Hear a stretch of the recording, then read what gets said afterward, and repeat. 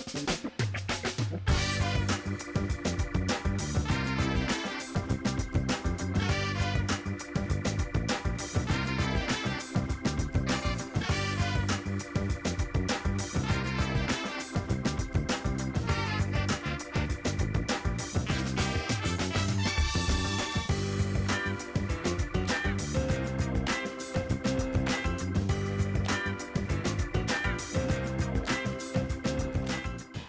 is National Donate Life Month, and to recognize that, we have our guest, Mr. Trence Baker, who is an organ donation recipient. Welcome to the show, Trence. Thank you. Thanks for having me. I am so happy to meet you. I did not know I knew organ donation was a topic that we needed to discuss, and went on Facebook and someone gave me your name, and I appreciate so much you being willing to come talk to us about this. I love to talk about it. Good, good. Well, we've got plenty of time, so tell us, Trence, about yourself and kind of your health crisis that brought about you to need the organ donation.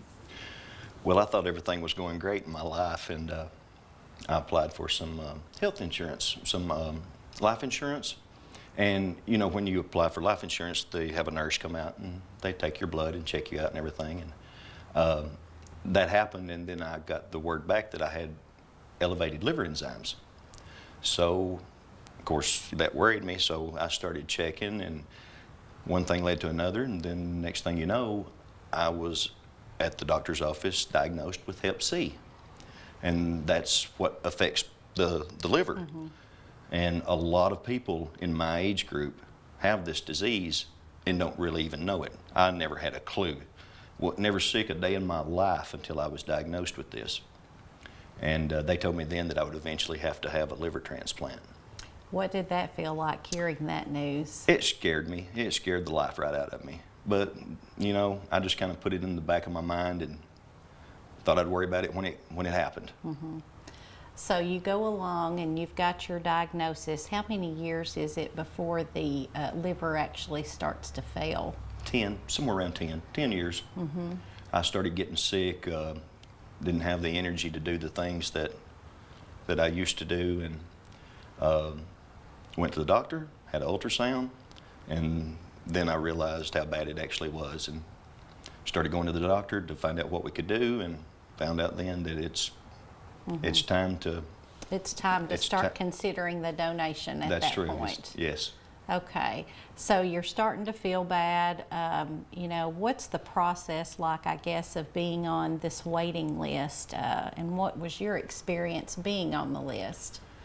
Well, it seems like an eternity. You get deathly ill before you get better. And that's what the doctors will tell you. You have to get sicker before you're ever allowed to get better. They've got a formula that they figure up your MELD score, and you need to be at like a 19 before you're ever actually considered to be a recipient.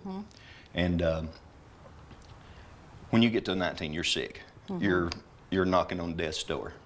And that's, so I guess, what did you call that, the MELD score? MELD. I think it's MELD. I'm not 100% sure on that, because when all that was going on, I was just... You didn't feel well. I didn't feel well at all. I was just here and there. And it's almost like that's scoring you probably as how much probably longer you have to live, how sick you are. That's correct. It's basically, it tells you how sick you are. So you find this out. Well, tell us about the process of getting on the list. What is that like? There's a lot of misconception on the list. You know, you don't just walk in and they write your name down on the list. It doesn't work that way. You have a lot of red tape you have to go through. You have to go to the hospital and basically go through every test that they're going to do to you when they do the transplant to make sure that you're able to survive it. And then I remember when everything was done except for my insurance, and then I was driving to the doctor's office on a Thursday, and I got the call from my insurance company saying that I was approved and I was officially on the list that everybody talks about. And then it was only the following Wednesday when I got the call. That's so fortunate, really, for you, because people sometimes stay on this list a very long time, if I understand it correctly. Well, I was from, technically, on my list, not their list, but Uh-huh. I was from July of 2010 until December While this whole process while the whole is process going was taking on. place for me to be able to get the liver transplant. Right, I see what you're saying. Tell me, we were talking a little bit before, it has to go through insurance. What are some of the hoops or the red tape that you had to go through? Well, you have to, they give you a different list of different ways you can raise money because the medication is so expensive and you're not able to work. So you have to, they don't want to give you a liver transplant and then it's unfortunate, but find out you're not able to afford it. And you can't afford the medication because I still have to take medication today and it's expensive. So you have to raise at least $2,500. And I was fortunate enough that Citizens in Spencer had a benefit for me and raised that. So I was in good shape there. And that's just part of the checklist that you have to go through in order to be on the list. Things you don't really think about. I would have never thought about the ability to afford your medicine Right. after the case and fundraise and things like that. That's amazing. A lot more to all of that than what anybody realizes. That's true. It's very expensive, very expensive. So, what are organs? Let's talk just about organ donation in general. What organs could we consider donating? Of course, your liver, Yes. kidneys, your eyes, your skin. I know we've all heard of young children that's fell into a stove or got burnt really bad. They need skin graft. Well, that's a perfect place to get the skin graft from is a donor. We all should sign the back of our driver's license. Just because you sign the back of your driver's license doesn't actually make you a donor. When the time actually comes, the doctor will ask your family, do you want to donate anything? And if so, you have to go through it at that point in time. Well, and I think a lot of people have the misconception that you have to be young and in perfect health and that kind of thing, but that's not exactly right, is it? No, it's not true at all. You can be 70 years old and still have things that they can use. Like I said, your eyes, your skin, they can use that pretty much any age.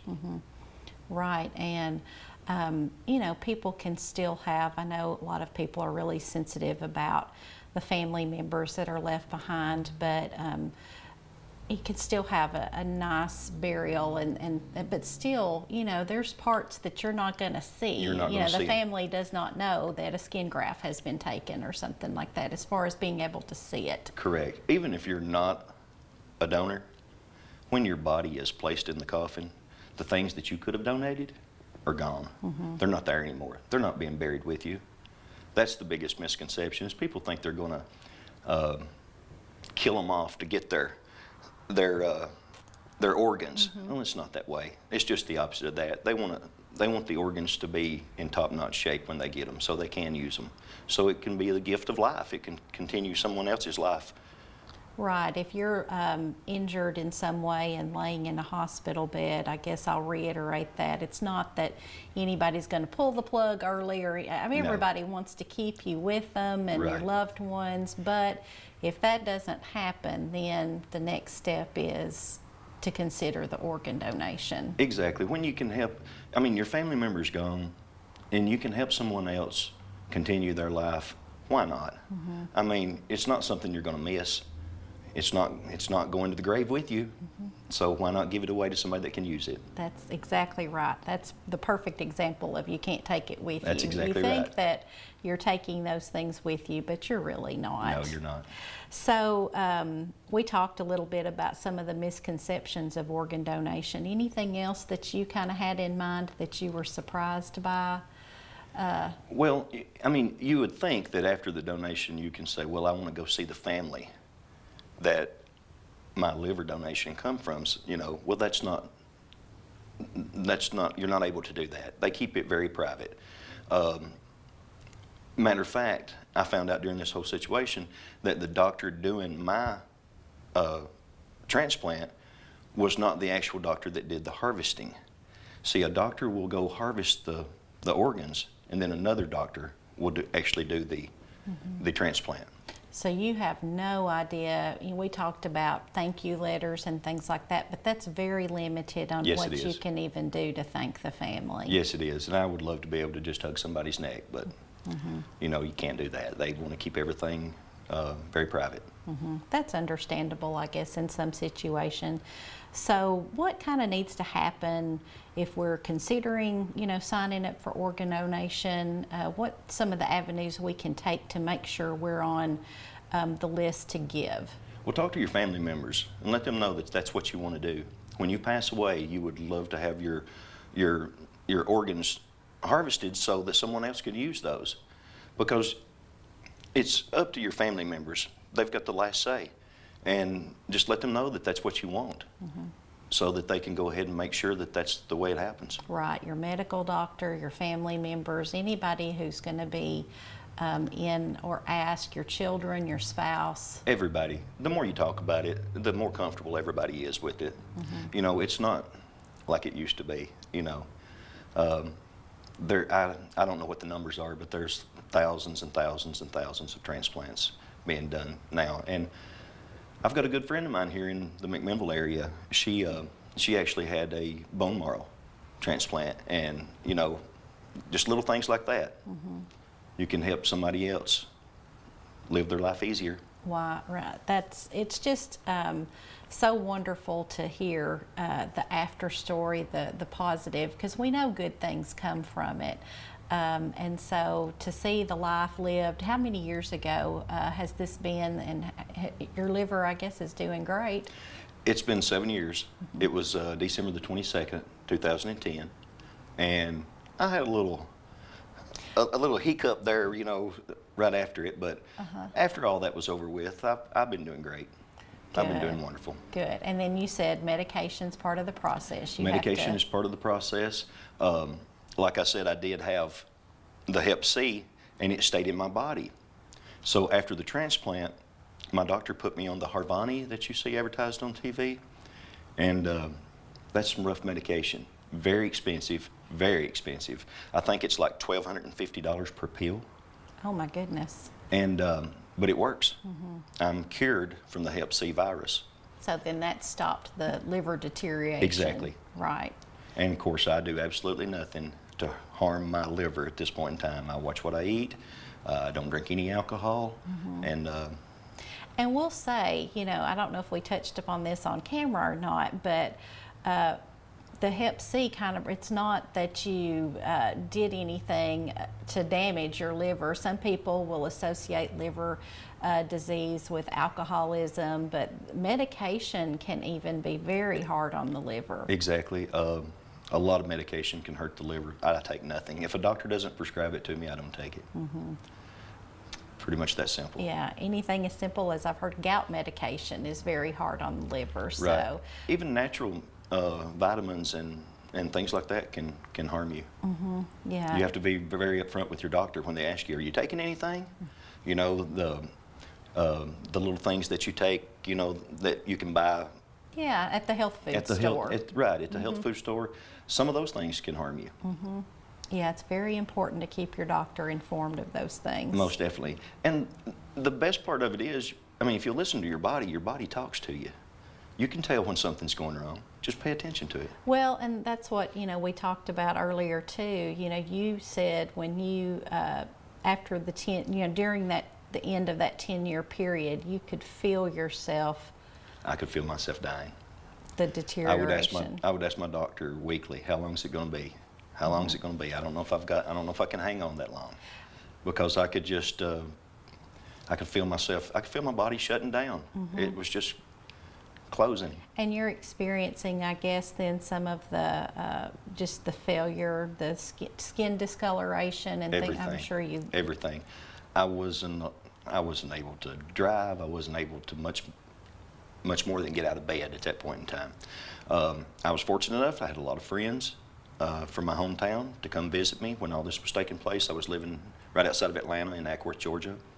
And I had a lot of friends that come down to visit me. A lot of my childhood friends, they still came to visit me, and that meant a lot to me.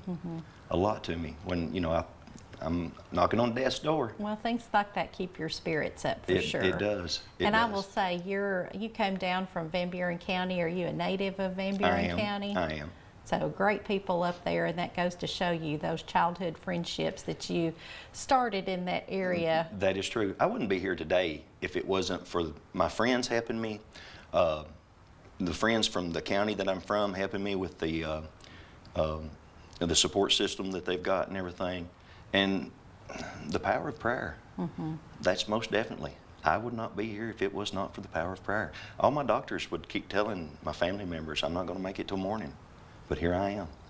I feel great. Yeah, that's wonderful. Well, you've got a great story, Trence. Thank you so much for coming and sharing that with us. I hope that helps speak to some of those that are considering organ donation. And think about it now while you're well, and then that way you don't have to think about it later. Exactly, because when you're laying on your deathbed, that's the last thing you think about. Yeah. So go ahead and talk it over with your family members now so everybody knows what your plans are, what you want to do.